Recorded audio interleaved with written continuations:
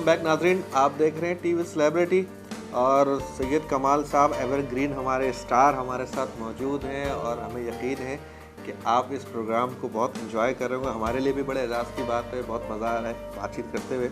इतने सारे सवालात जहन में आ रहे हैं, क्या करूं क्या ना करूं। क्या कमाल साहब रानी साहिबा के साथ भी बड़ा आपके होता है, वो बताइए। हमारे साथ बहन भाई की कराची में पहले फिल्म, मगर वो सारे पैसे वो मुख्तार बेगम लेती थी। तो रानी ने मुझसे कहा कि मेरी असली एक माँ है, उसे कुछ भी नहीं देती। तो मैंने कहा अच्छा मैं तुम्हें दिलवाऊंगा। तो जब मुख्तार बेगम लंदन गई हुई थी, वापस आई, तो मैंने झूठ कह दिया कि अब आप छोड़ दीजिए इसका पीछा। तो उनका तुम कौन होते हो? मैंने कहा मैंने इससे शादी कर ली। झूठ कह दिया। अच्छा।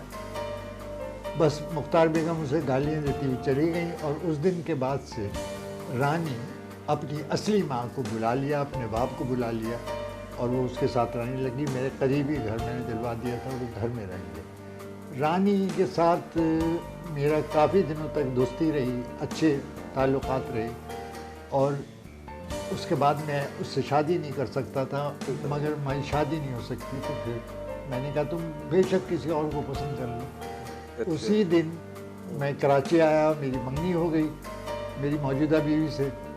तो रानी आई मेरे पास और उसने तस्वीर में जो फेंकी, एक जोकर फिल्म की थी जिसमें वो दुल्हन बनी हुई थी, उसमें लिखा था मंगनी मुबारक हो। रानी, उसके बाद से मैंने रानी को कभी नहीं देखा। वो बेचारी चली गई, उसने हसन तारीख से शादी की, एक और शादी की और इसी सरफराज नवाज साहब से। हाँ, बहुत सारी शादियाँ की, मगर वो सेटल ना हो सकी और कैंसर के मुझे मर्ज में इस दुनिया से हमेशा के लिए चली गई। मुझे अफसोस है कि एक अच्छी फनकारा से हम महरूम हो गए। अब कमाल साहब हम ये करते हैं कि आपसे मुख्तसर सवालात करते हैं, उसका जवाब देते हैं। ये बताइए कि नापसंदीदा कोई शख्सियत आपके सामने हो, उसको कितनी देर बर्दाश्त करते हैं आप? मैं उसको पूरे वक्त बर्दाश्त करता हूँ और मैं कोशिश करता हूँ कि वो पसंदीदा बन जाए। अच्छा। अच्छा कमाल साहब मुझे ये बताइए कि माशाल्लाह आपके 4 बच्चे, 3 बेटियाँ, 1 बेटा, ये जो औलाद होती है ये कमज़ोरी होता है या सहारा? मेरे ख्याल से कमज़ोरी है। सहारा तो बाद में बन जाती है और बहुत खुशनसीब होते हैं वो लोग जिनके औलाद उनका सहारा बनती है। माशाल्लाह मेरे तो 4 बच्चे हैं और चारों मैं समझता हूँ मेरा सहारा है। कमाल साहब ये जो आपने 52 साल लगाए हैं शोबिज़ में, इसमें आपने क्या खोया, क्या पाया? आज़ादी खो दी है। सच्ची बात, ये बात मैं आपसे कहूँ कि आज़ादी खो दी है। वो आज़ादी जो कि एक्टर बनने से पहले थी, घूमते फिरते थे, शरारतें करते फिरते थे, अब अपने आप को थोड़ा सा रिजर्व करना पड़ता है। और आपकी फेवरेट फिल्म कौन सी थी जो आपको बहुत पसंद है?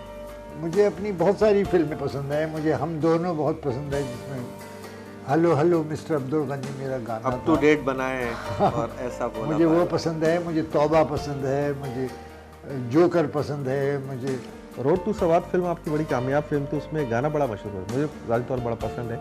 अहमद रुश्दी साहब ने गाया था, ये अदा ये नाज अंदाज आपका धीरे धीरे प्यार का। वो भी एक अच्छे माहौल में, दोस्ती में वो फिल्म बनी। अच्छा, हमारी इंडस्ट्री में, पाकिस्तान इंडस्ट्री में अब जो नए लोग काम कर रहे हैं, आप फिल्में देखते हैं उनकी, तो इनमें बेहतर कौन है? मेरे तो ख्याल से शान इस वक्त सबसे अच्छा हीरो है।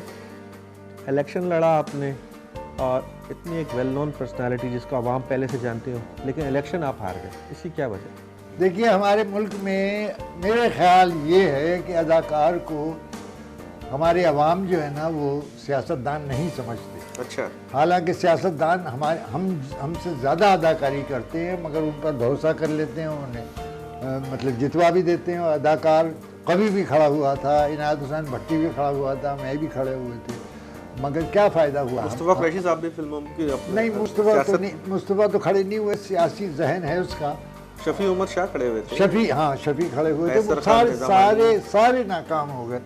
हालांकि उसके बरक्स आप देखिए, हिंदुस्तान में जो भी अदाकार मतलब सियासत में आया वो कामयाब हुआ है। और कमाल साहब कोई ऐसी ख्वाहिश है, अल्लाह ने आपको इज्जत दौलत शोहरत सब, कोई ऐसी ख्वाहिश जिसकी आप तकमील चाहते हो? हज़ारों ख्वाहिशें ऐसी कि हर ख्वाहिश पे दम निकले, बहुत निकले मेरे अरमान, लेकिन फिर भी कम निकले। मैं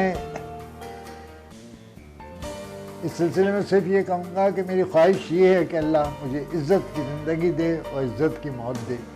और मैं मरने के बाद भी याद रखा जाऊं, ये मेरी ख्वाहिश है बस। मरने से डर लगता है? नहीं, मरने से डर नहीं लगता, मरना एक हकीकत है, उसके लिए तैयार रहना चाहिए। मेरे ख्याल से हर आदमी को तैयार रहना चाहिए, क्योंकि ये तो एक जो अटल हकीकत। जो जिंदा है वो जाएगा भी, और कोई सारी उम्र जिंदा तो नहीं रह सकता ना, तो उसने जाना भी है, मगर वो अगर ऐसे काम करके छोड़ जाएगा जो याद रखा जाए, मैं समझता हूँ कि उसकी आवाम में पजीराई हो और वो हमेशा याद रखा जाए, वो हमेशा जिंदा रहता है। We are dead only when we are forgotten. अगर कोई भुला दिया जाए तो मौत होती है, अगर वो जिंदा, अगर वो ना भुलाया जाए तो हमेशा जिंदा रहता है। जैसे बहुत से लोग आज भी जिंदा हैं, हालांकि उस दुनिया में फिजिकल नहीं है।